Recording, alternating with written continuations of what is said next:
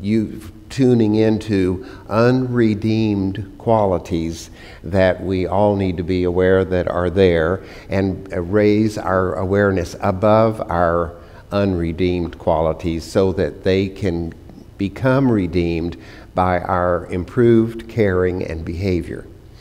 So, and this is our spiritual classroom. And when we're here together, magic happens. It's spiritual magic. And I adore this place. And I adore all of you for being here. And to the new people that are coming, where have you been?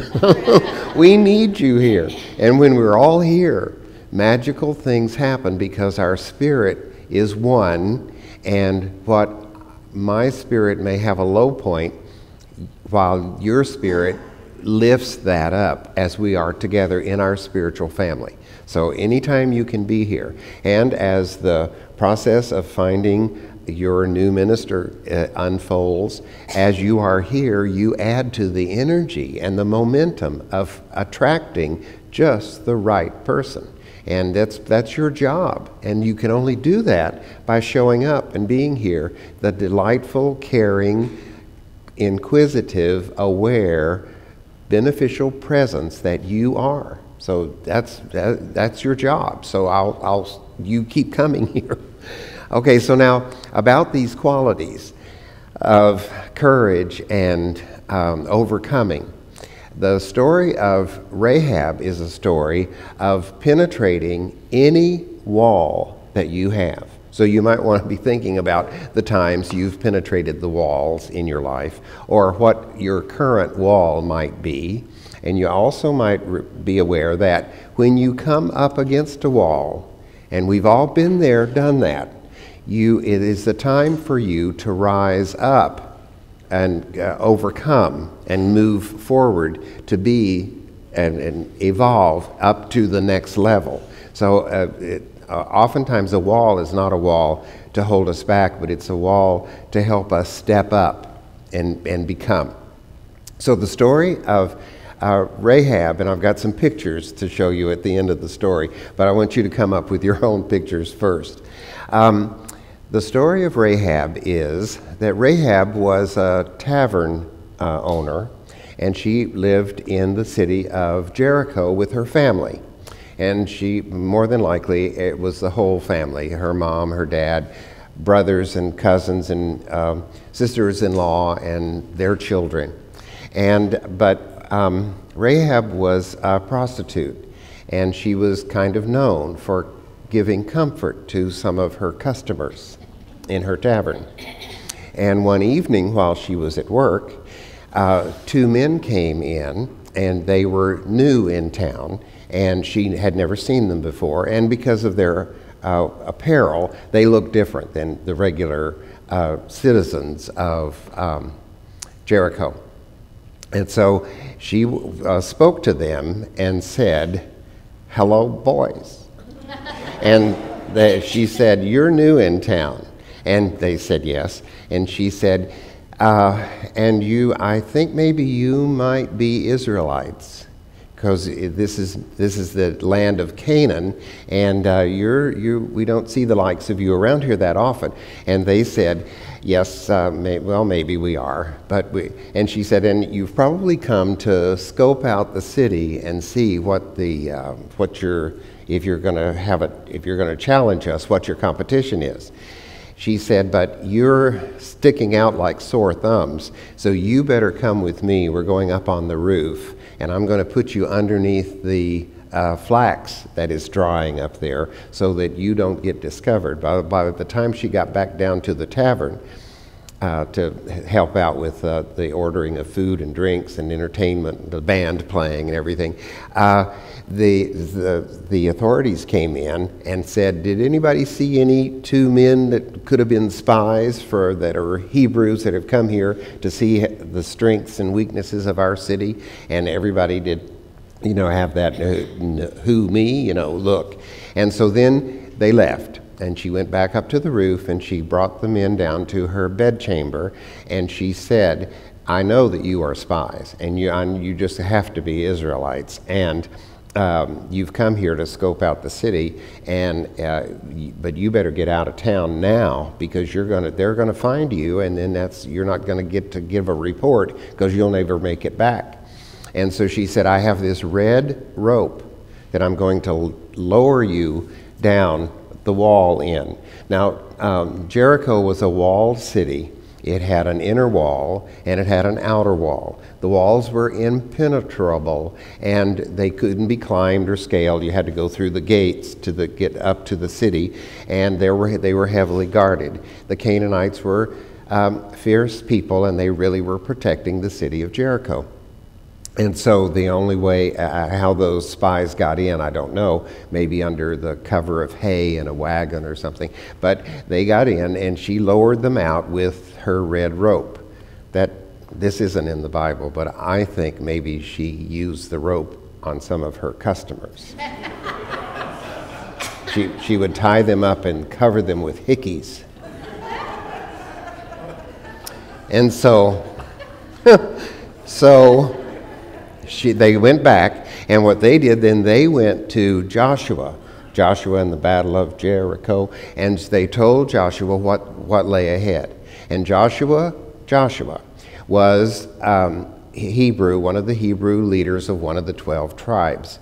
And he was appointed the overall leader of the Hebrew people by the original leader, who was Moses. Moses had died, and on his deathbed he made Joshua the leader. And then, so Joshua was to take his people into the promised land, which was the land of Canaan. And so, but there were these walls. And he said, God, how am I going to do this? They are impenetrable. And what do I do? And but he knew that he did everything he could, which was to send in spies to get information. And then he followed the guidance that God gave him from within.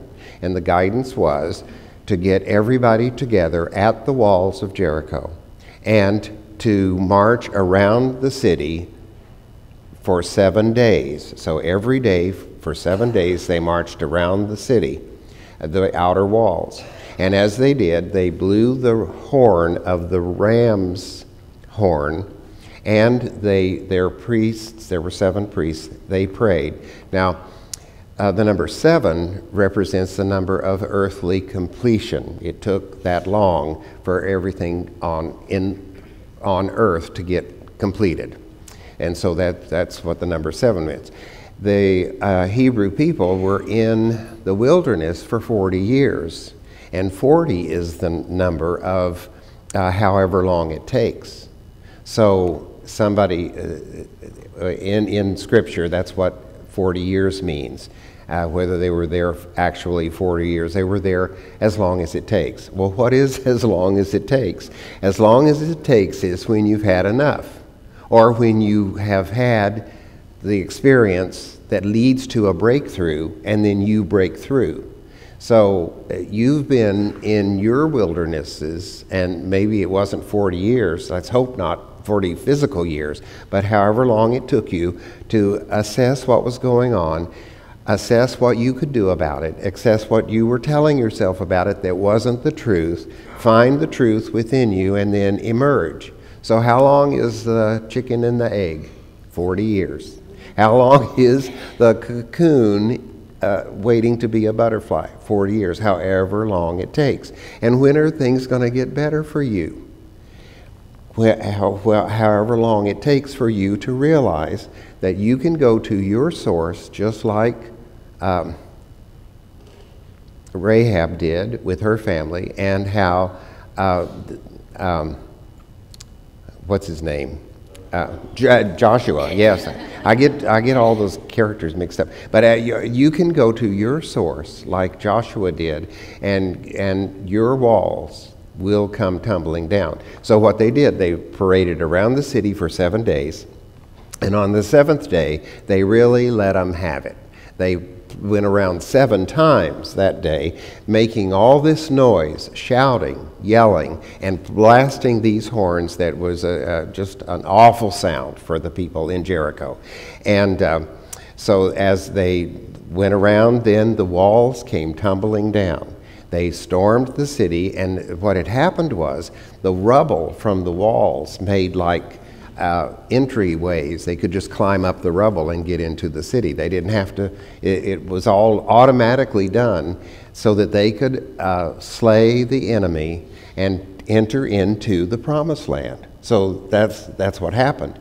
The story is that Joshua, his name represents God is my salvation.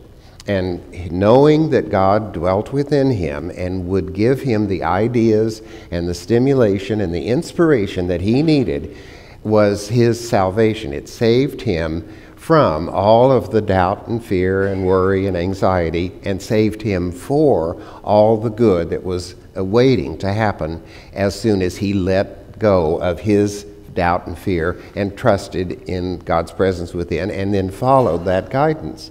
So his name represents God is my salvation. Rahab, her name metaphysically means wide open. And she was open to see when people came in that she didn't recognize. Instead of going, well, we've got new customers, she said, there's something up here, and I need to know what's going on. So then with further investigation, she saved her life and the life of her entire family. She also created a future for herself. And the future she created for herself was that she went with the Hebrew people and became one of them.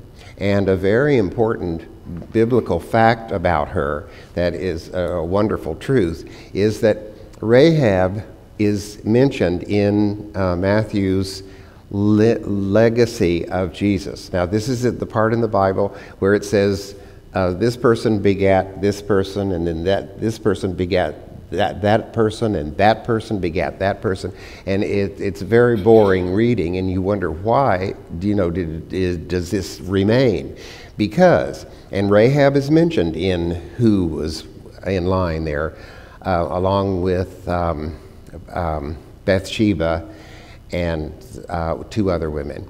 And the reason that she's mentioned is because, the reason it's important is because the lineage shows the bloodline of Jesus from King David. Now what this means is that literally Jesus was of royal blood.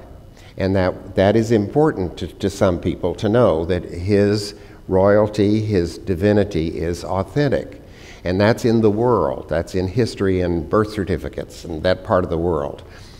The truth also is that Jesus is the child, the son, the expression, the offspring of God, which makes him divine. And guess what? You and I are the offspring of God, and we are also divine. So what's so beautiful about this is, in the world where there's birth certificates and proof of reality, in the world there is, it exists, but also this value of Jesus being divine and the proof of it is in the spiritual world. So that what is in spirit can be measured and reflected in the world. And this is an important thing. Once something is established in your spirit, it will reflect itself into your world. So that prosperity, once you know that you are prosperous, you'll start seeing it everywhere. Health, awareness, compassion, love, understanding, all the qualities that you can imagine obtaining, owning, and expressing. Once you capture them in spirit, then they start to show up in your life. And since nothing has ever been sliced so thin it doesn't have two sides, this has another side. That if you start to worry about all the things that can go wrong, they will manifest in your life because you're giving them your attention. So it's, when something goes wrong, the ideal thing was, I'm running up against a wall here. My happiness and joy is threatened, and I'm not the happy guy I used to be. What's going on? What am I giving my attention to? What am I telling myself? What am I allowing in? And bad things, incorrect, untrue, unredeemed qualities show up and offer themselves for us to choose all the time. And so do beautiful, spiritual, lovely, valuable, life-changing, spirit-enhancing ideas. They come up all the time too, so we just have to watch what we're doing. And this is called being diligent and open to God's receptivity and presence within. So that's what Joshua did, and that's also what Rahab did. She was aware, and her awareness saved her life and created a future for her so that she could make a difference. And she did. So now I want to show you some pictures of Joshua and Rahab and everything. So this is Joshua and his mighty army. And because of his courage and his persistence, because he listened to God's presence, he made walls come tumbling down. There's a formula there for you. Now then here's Rahab with the two spies. They were so attractive to her that she just couldn't help herself. And here she is with the flax seed, the flax covering them on the roof. And then here she is lowering them on her red rope. And then here's her red rope hanging from her window so that they'd know to spare her, and she was spared. And then here's the walled city of Jericho, the inner and the outer wall. And then here again shows how the walls came tumbling down and gave the Israelites access to the city. And there they are, tumbling down. And these are the priests and the warriors marching with the trumpets. They were actually ram's horn trumpets. Okay, so what do we learn from this? That which is God is my salvation, knowing that will help us follow instructions, receive instructions, follow through, and make our walls, whatever may appear to be limiting us, come tumbling down. Now let's move on to Samson and Delilah. Samson was a very beautiful child when he came into the world, and his parents loved him dearly, and they dedicated him to God, and his name, Samson, means dedicated to God. They also made him a Nazarite, and Nazarites were a sect of people who lived a very strong life, and they were very disciplined, and they never cut their hair, and they never drank wine. So as Samson grew and became a young man, his strength and his vitality were pronounced. He was big and strong, he was good looking, he had lots of hair, and he didn't know what the wine tasted like. And his name also represents sun, the sun, like sunshine, and he also represented the light, because when Samson burst into a room, he was so robust and handsome and strong and built and big that he was like turned on all the lights. And one time he proved his strength when he was attacked by a lion, and he wrestled with the lion, and he broke the lion's jaw by putting his hands in the teeth-filled mouth of the lion and popping his jaw and breaking it. And people saw this and knew Samson you didn't mess with Samson. He was big and strong and handsome too. And so when he went into the city where Delilah lived, everybody just stepped back because they weren't going to mess with him. And so 5 men approached Delilah, who was voluptuously beautiful. And she was a lady of ill repute. And they said, "You have the power to subdue this man and seduce him. And if you do, we will give you 1,100 pieces of silver each." So that's 5,500 pieces of silver. And but what you do is you have your way with him, but find out what is the source of his strength. So she saw Samson, and that I don't know where they met, maybe in a marketplace or something. And after everybody's standing back, she had the courage to walk up to him and say, "Come up and see me sometime." And he did. And so when they did, she said, "Have some wine. This is really good." He said, "Oh, I don't touch wine." She said, "Well, then let's have some intimate embraces and kiss me or something." And anyway, it led to him having wine with her and passing out in her lap. And there he was, her object of affection, at her will. And so then as they began to know each other and visit with each other and go for walks in the moonlight and all this, she said, "Samson, have some more wine, and then tell me, what is the secret of your strength?" And he said, "It's my hair." And she said, "Oh, really?" And she said, "Well, how would I take advantage of you?" And he said, "Well, the first time," he said, "if you were to take the vines of grapes and weave it through my hair."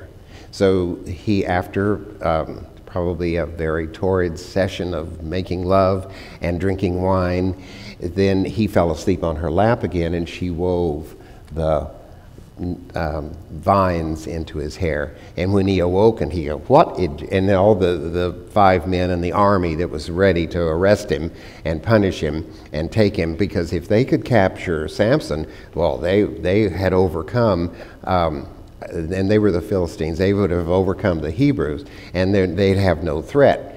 So they were just waiting, and he just awakened, and he was as strong as ever, but he had these vines he had to pull out of his hair. So then on another occasion, the same thing happened, and he was intoxicated and fell asleep on her lap.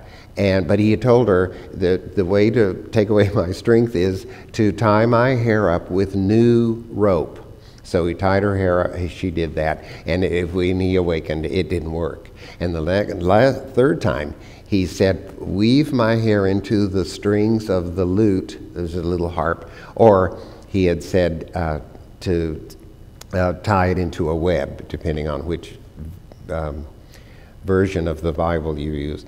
And so when she did that, he awakened and had all this energy. So the fourth time, she said, what is the secret? And he said, "The secret is if you cut my hair." So she had a slave cut his hair, and the men that were waited until he awakened. And when they stormed into the room to arrest him, he was weak and helpless. Why? Because he thought his power was in his hair. His power wasn't in his hair, it was within him. And a lot of people think that their power is in their car, or what the neighborhood they live in, or what they adorn themselves with, or how educated they are. And all those things are nice qualities to have, but the truth is, your power comes from within. And by knowing that, you can channel your power to be utilized in whatever direction and whichever way you'd like and you want, and that thin slice, that can be for good or for a greater good or for less. And so you want to know that the source is within. And honor that and listen to it, because it will empower you, and you'll be not saintly, but you'll be spiritual, and you'll be a lot of fun, and you'll have a lot of fun, and you'll know what's going on around you and within you. So, but Samson didn't know that. He had an outer locus of control, outer location of control, because he thought that it was out of him instead of within. And that's the difference between us and a lot of other people. We choose to believe that God's presence dwells within us and empowers us with the things we need to know, believe, see, understand, overcome. So after he had been arrested, then these Philistines were just mean. and they blinded him. They poked out his eyes, and that must have hurt. And it was also just a horrible thing to happen. And here's Delilah just watching all this happen, and no one knows her what was really going on with her. In the opera, it's French, Samson et Delilah, she comes to his final hour on earth in a public place and makes fun of him in the opera. But in the movie version, she's hidden in the shadows. But in order to get to that part, after they blinded him, they drug him away, they put him in prison, and on public view, they made him grind the wheat. And this was a very humiliating task for him. He looked weak. They had beaten him. He was blind. And this was like, ah ha ha, isn't this funny? The great Hebrew warrior is now reduced to grinding the grain and pushing this big heavy wheel that is hard for him to push. And then after being there a while, it was time on the calendar for the feast of Dagon to come. So they would have the feast at the big arena where the temple was the crowning point of the arena. It was all built out of stone. And they would have a pageantry of dancing and music and feasting and food. And the grandstands were surrounding the arena, and they were filled with Philistines and their heads, and those 5 men that had paid Delilah. They were all there, and during that time, they said, "Bring us Samson. We want to watch this." So they brought him in, but while he had been grinding the wheat, he became aware that he had been dedicated to God, that he was the son, that he was, the sun is in sunshine, that he was blessed from birth, and that wasn't weak, and he wasn't the victim of somebody else's meanness, but that he was strong, and he asked God, "Make me strong." And he realized his hair was beginning to come back, but he realized that he could change his locus of control and be aware that his strength did not come from his hair, but it came from God's presence within him, and this built up within him so that the inner started to match the outer. And then when he realized, I'll pretend like this is a lot of work pushing the stone to grind the wheat, but really it's a piece of cake. This is easy because God is my strength, and I'm dedicated to God. That's what his name means. And so, I can overcome my enemies. So then when they brought him into the arena, they made fun of him. They led him around on a string because he was so weak, instead of chains and ropes and things. And he asked the person that was his caregiver, he said, "Take me up the stairs to the pillars of the temple." So this person did, and when he got, and everybody's laughing and making fun of him, and they've all had plenty to eat and drink, and they've dancing in the music and all the lovely things that were going on. So he walked up the stairs to the temple, and he put his hands, and he had been there before probably and seen it, and he could go anywhere and take a tour of the city, and no one would stop him. And he ran his hands up and down the length of the pillars to find where they were, and he could see what he had seen when he had sight, and he started to push, and everybody just roared. They like, "This guy is so funny." And then as he pushed, he dislodged the structure that was holding everything up, and the pillar, the temple collapsed. This was the end of Samson, but because he was on a progressive path at the end, it just transferred into his next adventure. And I like to think that Delilah was there in the background saying, "I love you, Samson, and I'm sorry I betrayed you. Please forgive me." I'd like to think that. But the Bible doesn't say whatever happened to her. So this is a story about Samson yielding to his unredeemed qualities. Instead of knowing who he was and sticking with his truth, he let go of those high principles and took on something less. And then that caused him to be arrested and punished and blinded. But while he was blinded, he got insight, looked within and found the truth of his being. And so a lot of times things will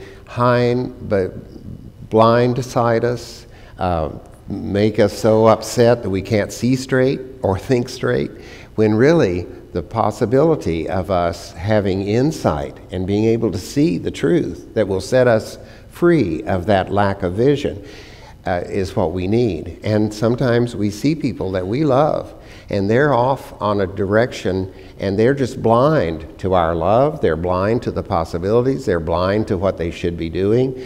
And we have to just bless them with love and compassion and say, I'll be here when you can see what you need to be doing. So now with these, I think these are just beautiful and valuable lessons for us to learn. So now let's take a look at some of the pictures. Oh, this shows the lineage of Jesus from David to his birth. And then here's Samson asleep on the lap of Delilah. There are lots of beautiful paintings and masterpieces.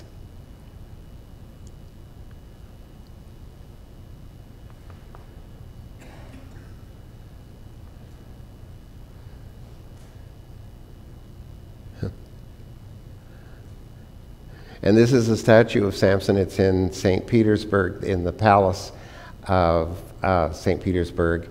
And this is showing Samson breaking the jaw of the lion. And this is a picture of Hedy Lamarr dressed as Cleopatra.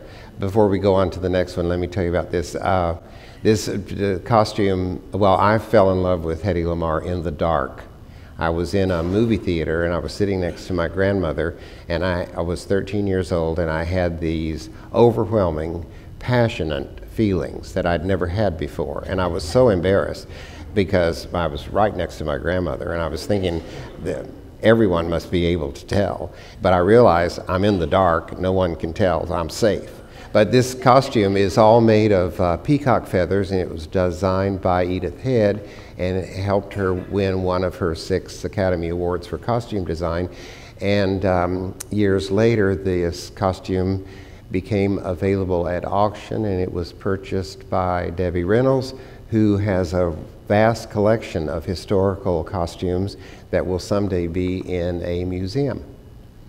And then this is a picture next of Hedy Lamarr, who played Delilah. And she was not only, at one time she was thought of as the most beautiful woman on earth, and she was my girlfriend, and she was also an inventor, and she created a distance spectrum technique, and that was implemented during the Second World War, and it wasn't used by the government because they only wanted government invented defense things. But later it was used in the 60s, and of course she received an income from that invention, and making the invention put her into the Inventors Hall of Fame. So she was not only very beautiful, but she was a smart girl. And the technology from this spectrum distance technology is used today in our Bluetooth. So then the next picture is Samson pushing on the pillars at the temple, and another one of him, these classic etchings, and another one, and then this last one. So hopefully these ideas, these pictures, it was a lot of fun to do those. I had never done pictures before, and because of your help and Barbara's help, we got to see these images before us. And learning these new technologies and doing things you've never done before is good for us because it makes us more aware, and it helps us trust others to help us, and it makes you feel younger. I mean, after doing this, I felt like I was 60. Okay, so what have we learned? We've learned that when we come up against something that seems like it's bigger and higher and more impossible than what we can come up with, we need to know that if we will go to God's presence within and ask for help, a clear picture, a clear hunch, clear guidance will come to lead us to do what we can and need to do to make those walls come tumbling down. Also, we can learn that our strength, and we can be heroic and of great courage and strength, our strength does not come from the outer, but from within. And then when we rely on God's presence within to reveal what we need to do to develop and express that strength, then we become stronger. And then the bad parts of us, like those bad girls of the Bible, those bad parts find redemption and forgiveness and understanding so that they, like the stone on Easter morning, roll away, and we emerge into our lives filled with the capacity to understand and accomplish our greatest capacity and be the beneficial presence that we are created to be. With these thoughts in mind, let's bow our heads and close our eyes. And let's see our concept of Joshua and Rahab and Samson and Delilah, and as historical characters, as people who really lived at one time, we bless them on their way. We give thanks for the story they give us. And then we give thanks that somehow each one of them represents a quality within us that we can manage, that we can love, that we can understand, that we can forgive, that we can amplify, and that we can express. And Father, for creating us so wonderfully and so lovingly and so magically, we give thanks. May we use the ideas that you gave us this morning, and may we implement them in our lives. We ask this in your name. Amen.